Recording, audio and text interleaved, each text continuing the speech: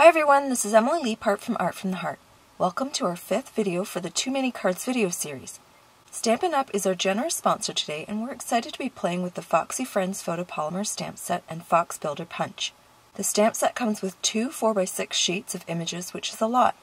This is essentially a layering stamp set where you stamp the bodies, then layer on the different faces, striped tails, and front paws to create so many different animals. Card makers who already have this set have probably come up with at least 100 different animals that could be built from these stamps, and even the coordinating punch shapes alone. The punch itself includes 7 shapes, which are the head, body, tail, tail tip or other fluffy accent, ear, nose, and the white part of a fox or raccoon's face.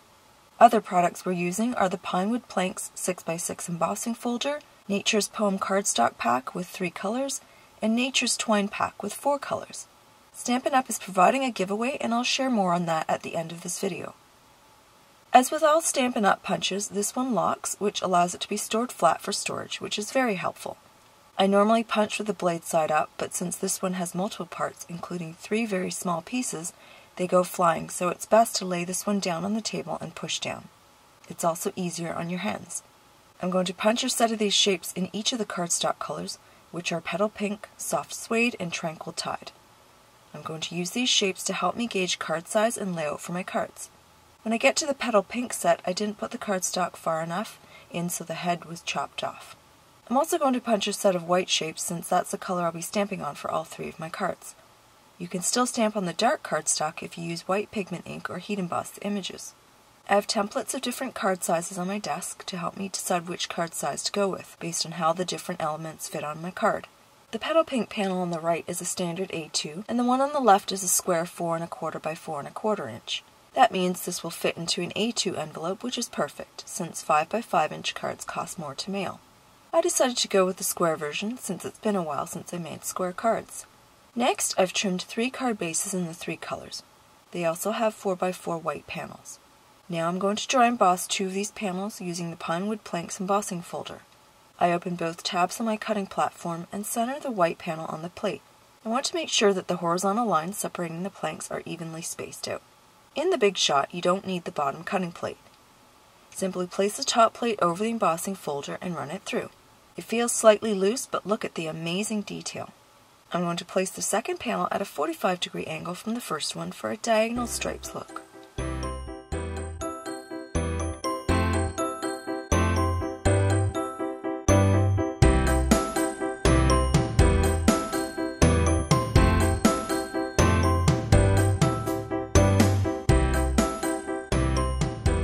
So after I die cut enough pieces for my first card, I make a template for stamping.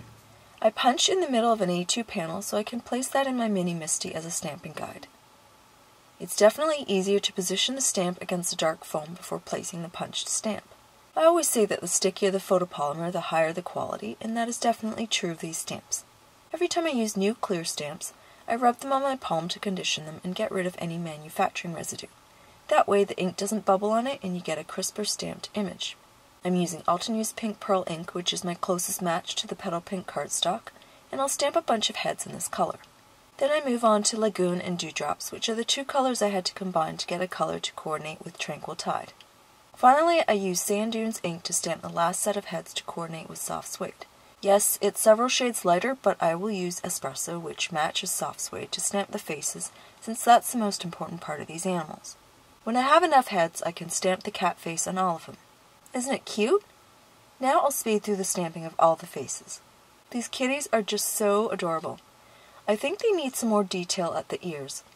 I'm going to have to mask off part of the stamp that has the ears on it since I don't want the face detail. I use Sand Dunes ink, which is 1 shade darker than Soft Suede.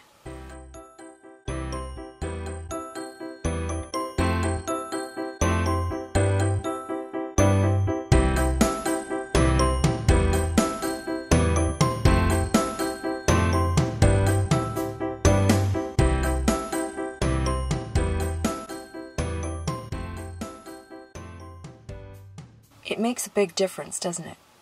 So I'll go ahead and do this for all of the faces.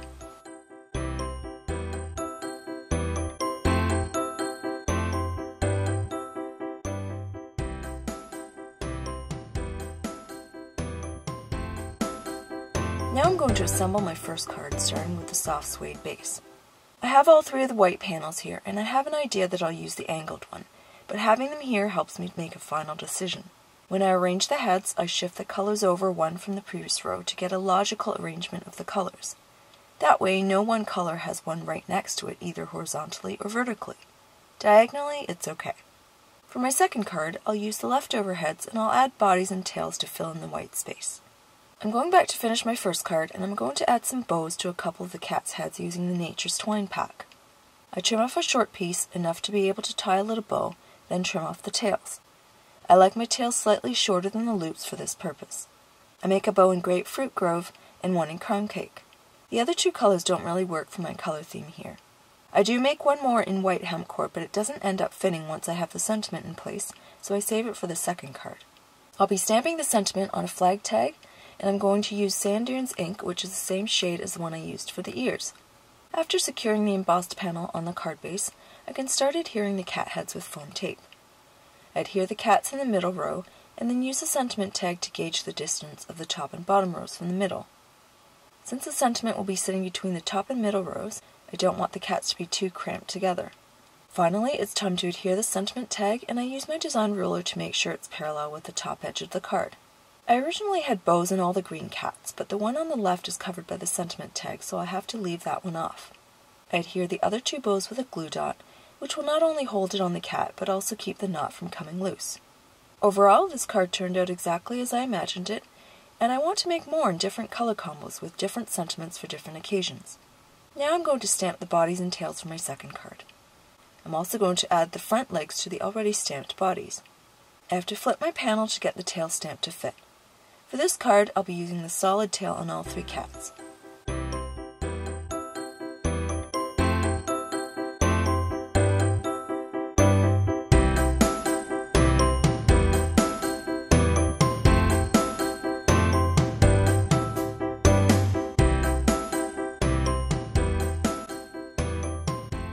After I determine the layout, I choose another sentiment. This one is longer than the flag tag die, so I'm going to partially die cut it twice to make it fit. I'm not sure what color will look best, so I'm going to stamp two versions and see how each one looks, then make my decision. I also wanted to stamp the speech bubble with hearts, but that one didn't quite work out with the layout of the three cats. To create a flag tag long enough for the sentiment, I hold it in place at one end and die cut that end halfway. Then I move it to the other end and die cut the second half, making sure the top and bottom line up with the previously cut end. I decide to go with the sentiment stamped in espresso. Again, I add a shadow layer in Tranquil Tide to match the card base. After adhering the embossed panel on the card base, I attach the three pieces for each cat using glue dots. That way I can move them around as whole cats instead of 9 different pieces. I tilt the cats' heads in different directions to give them personality and make them unique. To get the two pink cats' tails at exactly the same angle, I place the second one over top of the first as a guide. After adhering the sentiment strip with foam tape, I decide I want to add some background scenery around the cats in the form of cute little mushrooms. If this panel wasn't already dry embossed, I could have simply used an acrylic block to stamp these, but since the panel is not flat, the chances of the ink not being uniform the first time I inked it was high. It was safer to use the Misty for stamping onto a textured panel in case I had to stamp it a second time.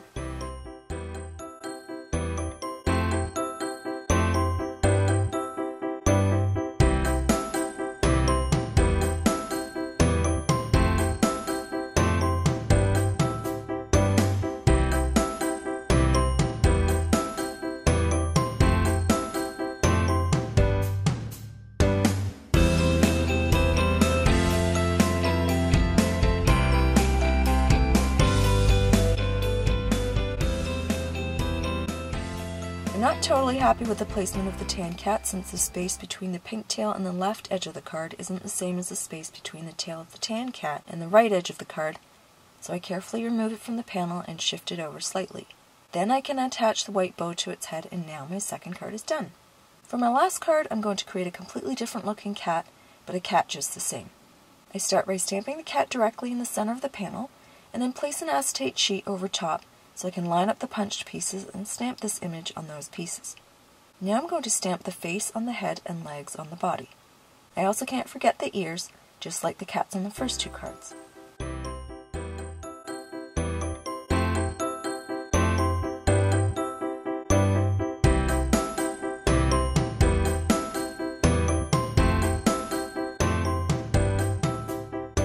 focus on this cat, I'm going to rock and roll the stamp just at the bottom of the legs, since the top half runs into the white chest.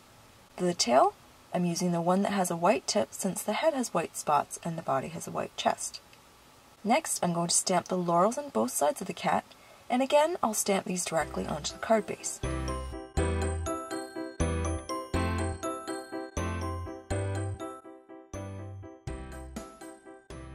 I use my design ruler to help line up the second side.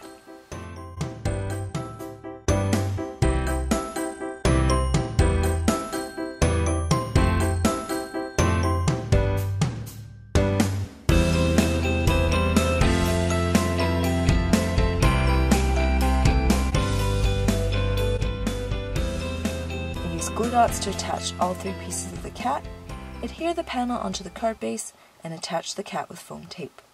To finish, I'm going to embellish the laurels with pearls in 2 sizes. Here's another look at all 3 cards. They're all very different, but it gives you an idea of how many designs are possible with this adorable Foxy Friends stamp set and Fox Builder Punch. As I mentioned, Stampin' Up! Is generously sponsoring a prize, which is the Foxy Friends stamp set and coordinating Fox Builder Punch. Trust me, you'll want to win this. The more I used the set, the more I loved it, and I don't think I could ever tire of it. It would be easy to make Thanksgiving and Christmas cards with this set, making it an extremely versatile year-round stamp set with the right sentiments. One lucky winner will be chosen randomly from this video or Kaylin's video. Comments will close at 11:59 p.m. Eastern on June 21st. The winner will be announced on both our blogs on June 23rd. Please head over to Kaylin's blog and YouTube channel using the link below to see her take on Foxy Friends. Supply links are below if you're interested in any of the products I used in this video. You can also visit my blog for stills and more information about my cards. Thanks so much for watching!